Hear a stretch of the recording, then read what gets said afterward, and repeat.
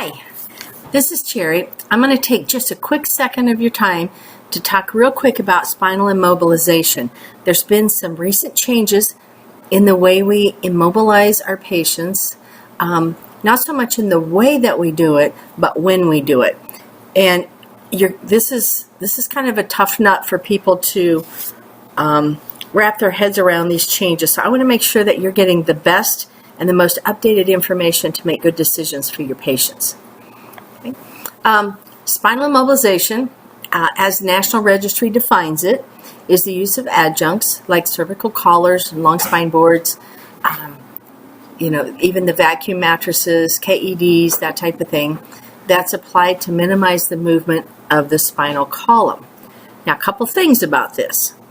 Okay. Number one, we have had spinal immobilization in our protocols for decades. I mean, literally decades. And we've been using it without question for patients that suffer a traumatic injury. The benefits of that spinal immobilization protocol, or those processes, are completely unproven. It seemed like a good idea at the time. We implemented it, and we've never questioned it since. So, it's a sacred cow in EMS, but we shouldn't go with it just because we've always done it that way. That's a very dangerous practice. What is documented are the harmful results of spinal immobilization. We know putting somebody on a long spine board for a period of time causes harm. It starts with pain. It goes to the breakdown of the skin, which starts to happen within about 20 minutes. And it continues from there. The older your patient is, the more, I don't want to use the word frail, but for lack of a better word, frail your patients are. If they have curvature of the spine, we're going to have those injuries present quicker and perhaps be more detrimental to our patient. So let's think about those as we move through this really quick. Okay. There is a study, it was called the Nexus Study. It was done with 35,000 trauma patients, one of the largest studies that's ever been done. And what was determined from this Nexus Study, or what came out of this, was a list of assessment steps that we can use as EMTs to rule out a cervical spine injury in a patient that's alert and talking to you without using x-rays. So this is something we're going to use in the field. And we're going to determine, does my patient need to be spinally immobilized or not? And this just comes from a good assessment and good clinical thinking. So here's what the criteria says. If our patients are negative in all 5 of these areas, they do not need to be cervically immobilized or spinal immobilized.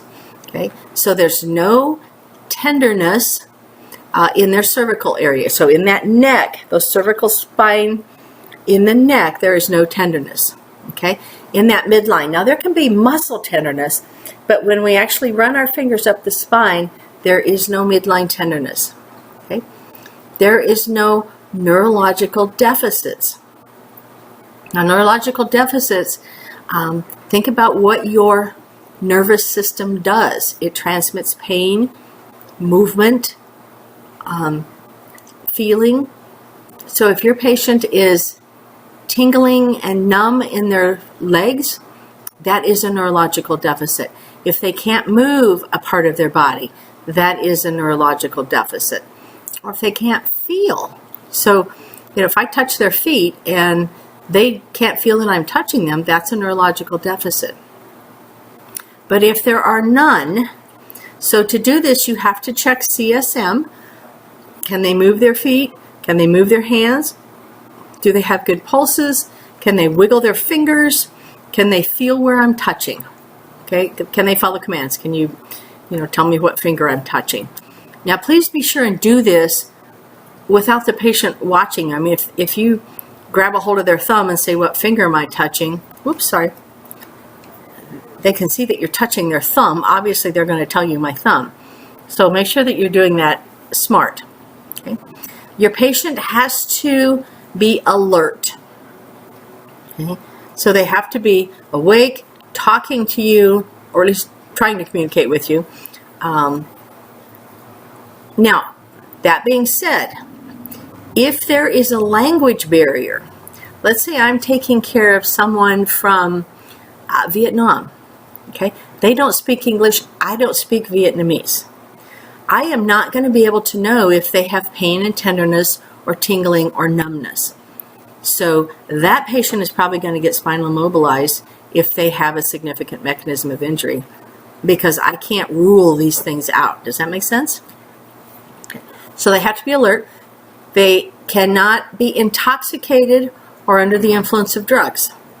So if your patient's driving his motorcycle, he's drunker than a skunk, and he crashes, I can't rule out that he has a spinal injury because the drugs and alcohol may mask his signs and symptoms. He may have pain, he's just not able to feel them because of the effects of the drugs and alcohol. Okay? And if there is no painful, distracting injury. And the reason that's in there is because sometimes with, let's say you've got a patient that's got a femur fracture, that's going to be very, very painful.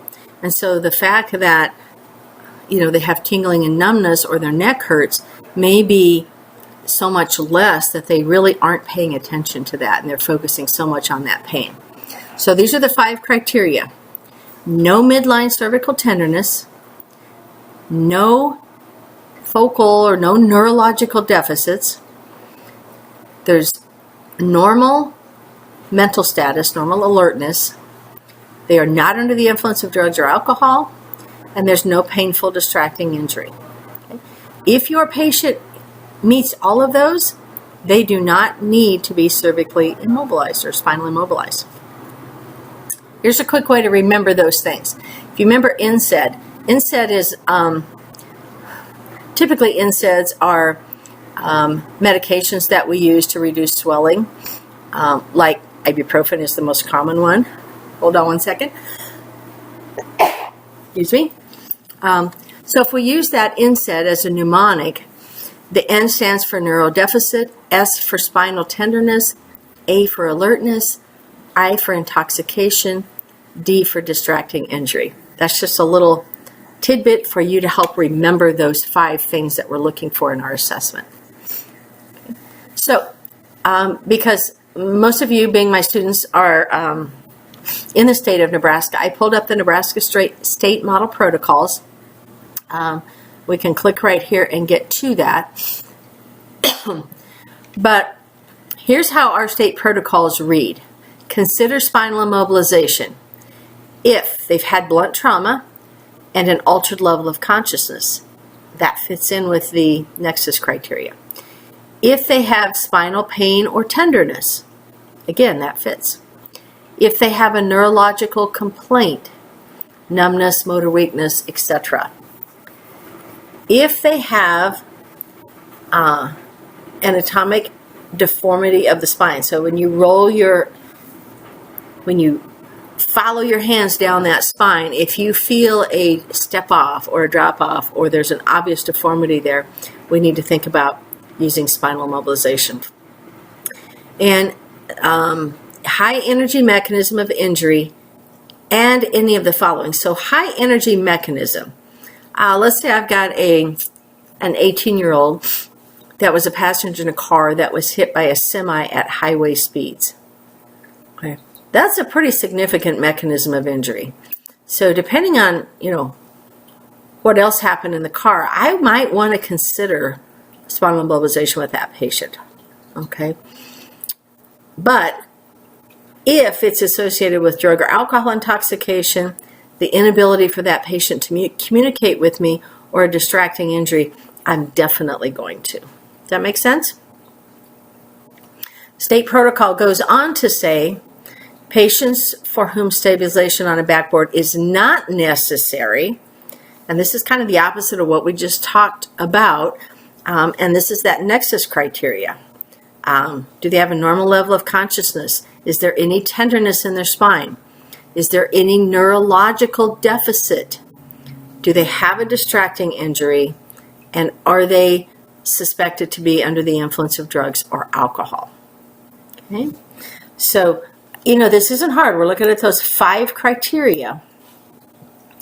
It goes on to say patients with penetrating trauma to the head, neck, or torso and no evidence of spinal injury should not be stabilized on a backboard. Should not be stabilized on a backboard unless they have one of these 5 criteria that may indicate a spinal injury.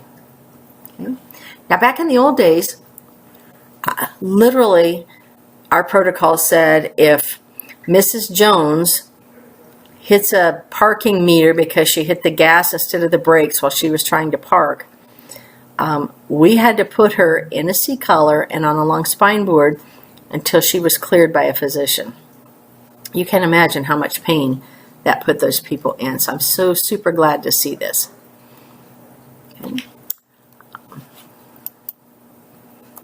Okay, so in wrap-up, not every trauma patient needs spinal immobilization. Okay. For some people that have been in an EMS a very, very long time, this is a very difficult thing to give up. I don't know why, but it is. I have heard people say, I don't care what the studies say. I don't care what my medical director says or what the state protocol says. I am using spinal immobilization. Now, that's just being stubborn and bullheaded, and it is not looking out for the best interest of your patient because spinal immobilization causes harm. So we've got to make a good decision here, guys. Okay. All right. So make a good decision for your patient based on your thorough assessment. Not based on what you think, not based on what we've always done, but based on your thorough assessment. So I hope this helps a little. I hope it clarifies some things and helps you make good decisions. Go forth and be awesome. Have a good day.